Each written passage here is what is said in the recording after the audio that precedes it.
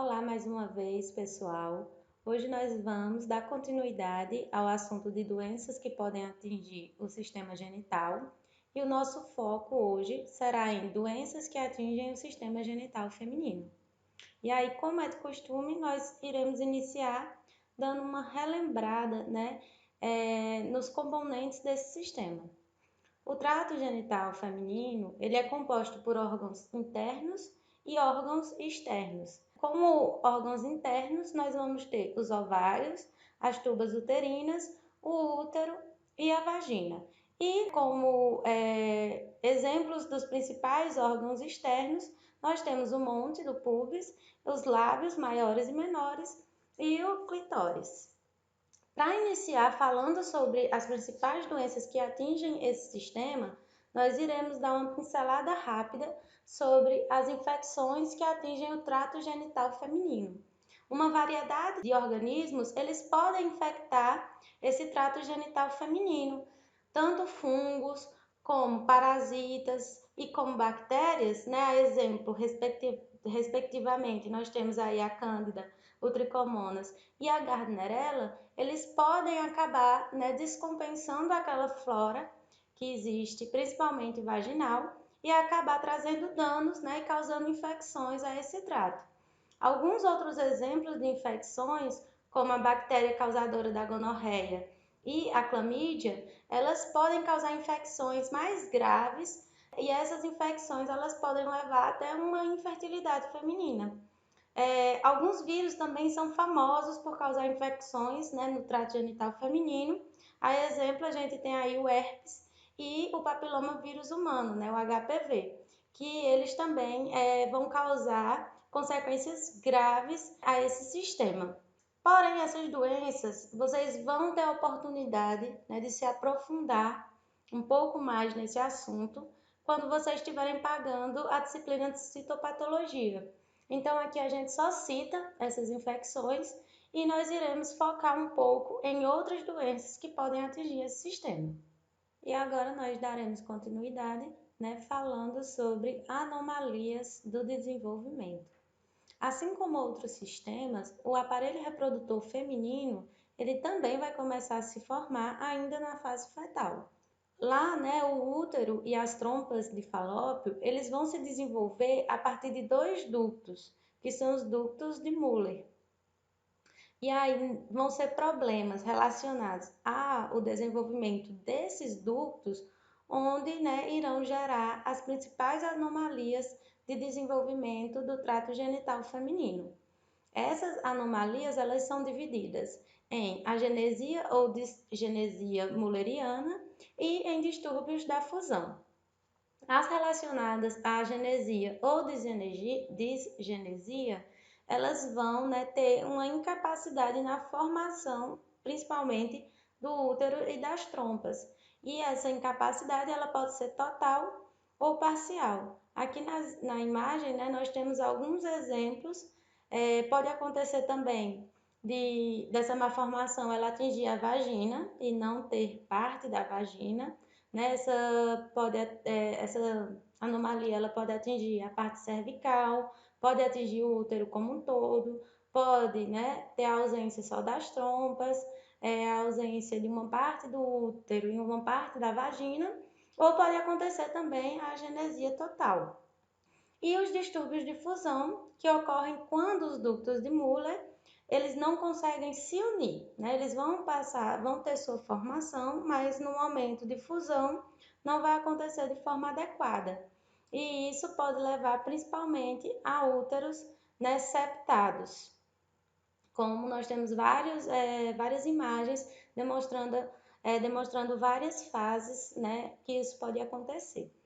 Tanto as agenesias, e digenesias, quanto os distúrbios de fusão, eles podem demorar muito tempo para serem descobertos, Algumas mulheres só vão descobrir esse distúrbio quando chega a idade, a puberdade, onde a mulher ela deveria menstruar e percebe-se a ausência dessa menstruação, e aí vai se investigar a causa e pode descobrir, algum desses processos. Outro ponto que pode chamar a atenção e levar ao diagnóstico é durante a relação sexual, porque pela falta, né, de uma parte, principalmente da vagina, pode acontecer de haver muita dor durante a relação sexual e isso pode ser também o motivo pela qual leve-se à investigação. As mulheres que possuem, né, a formação, principalmente que possuem apenas distúrbios da fusão, elas têm uma maior probabilidade de engravidar, né? Isso não necessariamente vai afetar diretamente a fertilidade feminina.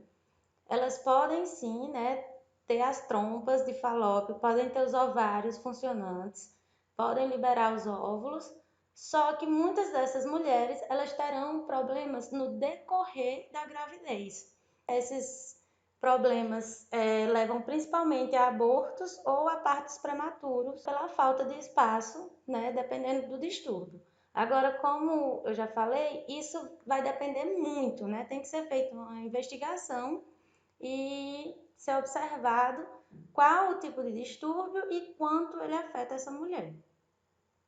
Agora nós vamos falar de uma doença bem grave que atinge o sistema genital feminino, que atinge muitas mulheres e que ultimamente ela vem ganhando um maior destaque, que é a endometriose. A endometriose ela é definida pela presença de tecido endometrial ectópico, ou seja, fora, né, do seu local costumeiro, que é o útero. E ela vai ocorrer principalmente, né, com maior frequência ali naquela região que fica próxima ao útero, mas isso não impede que esse tecido ele atinja locais um pouco mais distantes. Ele é mais comum, né, nos ovários, nos ligamentos uterinos, septo reto vaginal, fundo de saco, no peritônio, nos intestinos, né, no geral, no grosso, no delgado e no apêndice, nas mucosas do colo uterino, vagina, tubas uterinas e também em cicatrizes de cirurgia por laparotomia. Ela frequentemente vai causar nas mulheres, né, que são acometidas por essa doença a infertilidade, né, vai haver uma dificuldade para a gravidez. Isso não significa esterilidade, né? Então, essa mulher ela pode engravidar. Vai haver como um dos principais sintomas, uma das coisas que são mais associadas, a dismenorreia, né, que é a dor durante a menstruação, e também pode acontecer a dor pélvica e outros problemas. Esses outros problemas estão bastante ligados aos locais também onde esse tecido ele vai se alojar, né? A endometriose ela tem essa capacidade desse tecido de se espalhar. Um exemplo é quando esse tecido ele invade o intestino e aí acaba resultando dos sintomas intestinais. Então, os outros problemas podem ser associados a onde esse tecido ele foi se alocar. Esse distúrbio, ele acomete mulheres principalmente entre a terceira e a quarta década de vida.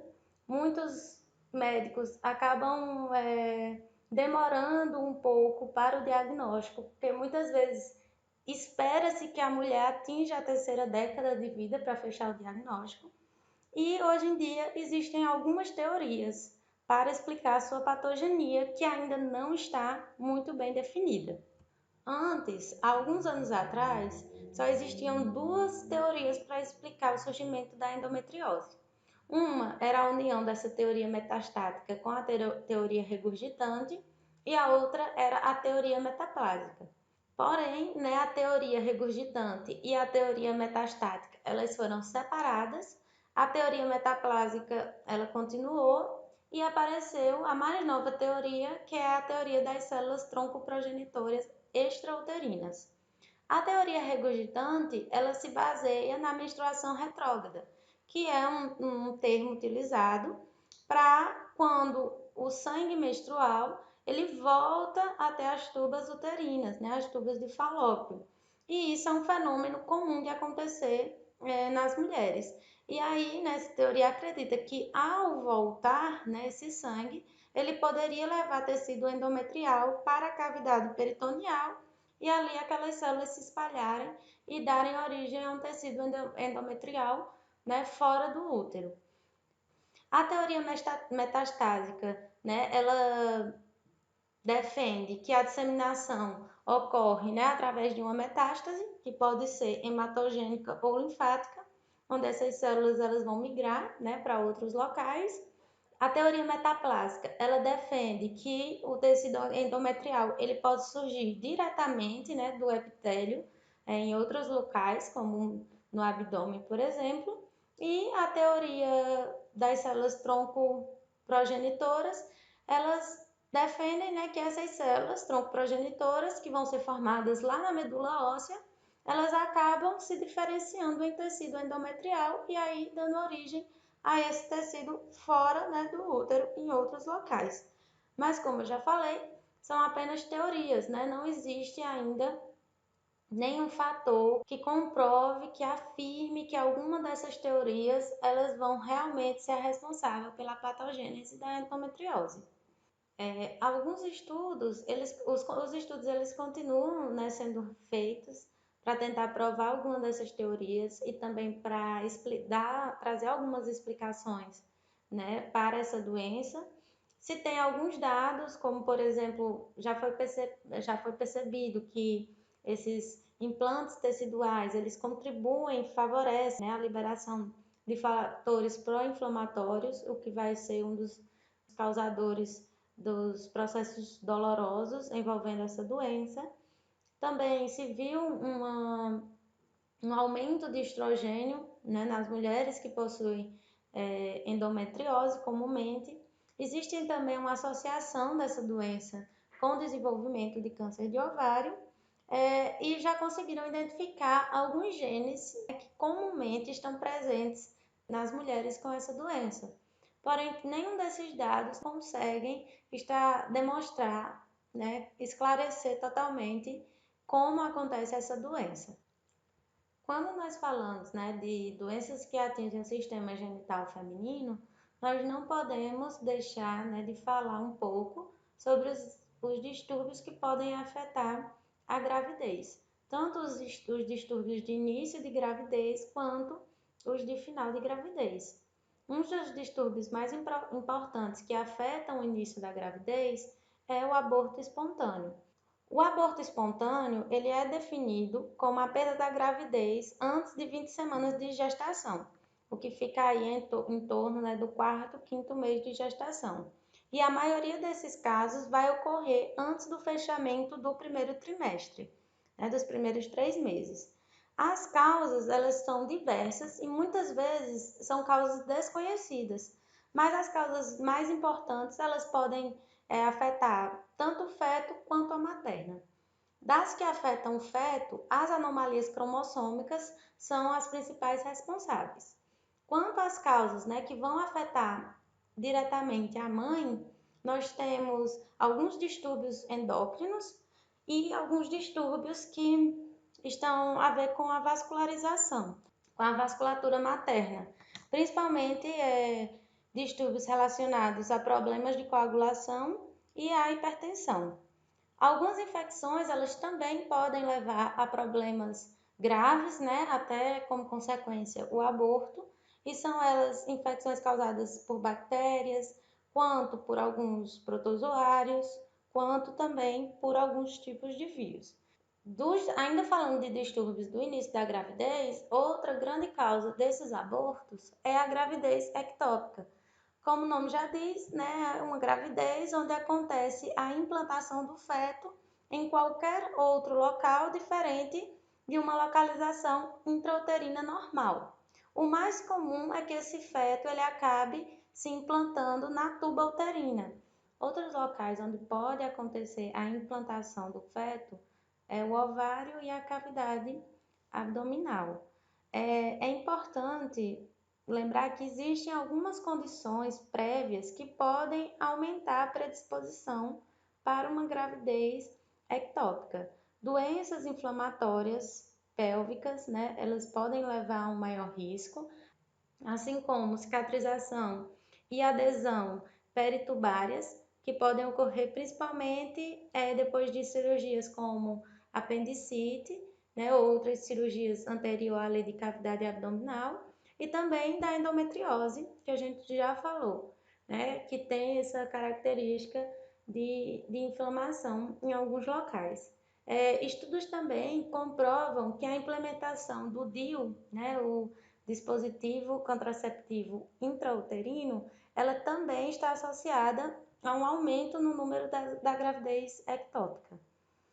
Durante essa gravidez, né, o óvulo fertilizado ele vai se desenvolver e o risco associado a esse desenvolvimento está principalmente na ruptura do local onde ele está implantado, principalmente quando acontece na tuba uterina. Então, com o desenvolvimento fetal, vai acontecer a distensão do local e essa distensão pode levar a uma ruptura que pode levar a um processo hemorrágico. E esse processo, né, ele é considerado uma urgência médica, porque se não for corrigido, essa mulher ela pode, né, ter muita perda de sangue e acabar morrendo, né, evoluindo para um choque hipovolêmico e acabar morrendo. Então, é um distúrbio grave e que precisa de um cuidado. Geralmente é difícil um diagnóstico, principalmente inicial, mas o teste, né, da dosagem do hormônio gonadotrofina cariônica, o beta-HCG, vai ser importante, como também, né, os exames de imagem, a ultrassonografia, que não vai detectar o feto dentro do útero, né, mas numa exploração de cavidade abdominal pode detectar o local da gravidez ectópica. Dos distúrbios de final de gravidez, o mais importante e mais conhecido é a pré-eclâmpsia e a eclâmpsia. A pré-eclâmpsia, ela refere-se a uma síndrome sistêmica caracterizada por disfunção endotelial materna generalizada durante a gravidez e que vai ter como manifestações clínicas a hipertensão, o edema e a proteinúria. Ela geralmente vai acontecer no último trimestre de gravidez e é mais comum em mulheres que estão grávidas pela primeira vez. A proteinúria, ela é um sinal que eu deixei aí marcado na imagem em negrito, interessante, porque é o que vai ajudar a diferenciar uma hipertensão gestacional de uma pré-eclâmpsia. É quando, né, começa-se a observar essa proteína na urina. Quando essa doença ela evolui e se torna um pouco mais grave, apresentando como principal sintoma a convulsão, aí ela passa de ser um estado de pré-eclâmpsia para um estado de eclâmpsia, né, que vai ter algumas complicações que podem acometer essa mulher, que são complicações graves, como o aumento da coagulação, pode apresentar insuficiência renal aguda e até um comprometimento pulmonar. A patogenia da pré-eclâmpsia e da eclâmpsia, ela ainda não está muito desvendada, mas acredita-se que a placenta ela desempenha um papel central na patogenia dessa síndrome, uma vez que ao entrar nesse estado e essa mulher passar pela eliminação da placenta, né, através de uma cirurgia, os sintomas eles desaparecem muito rapidamente. É tanto que, mesmo em casos de criança prematura, a cirurgia é a indicação, né, nos estados de pré-eclâmpsia e eclâmpsia, para que possa se fazer uma tentativa, né, de salvamento da mãe e do bebê. Então, gente, o que nós tínhamos para falar sobre o sistema genital feminino era isso, e até o próximo vídeo.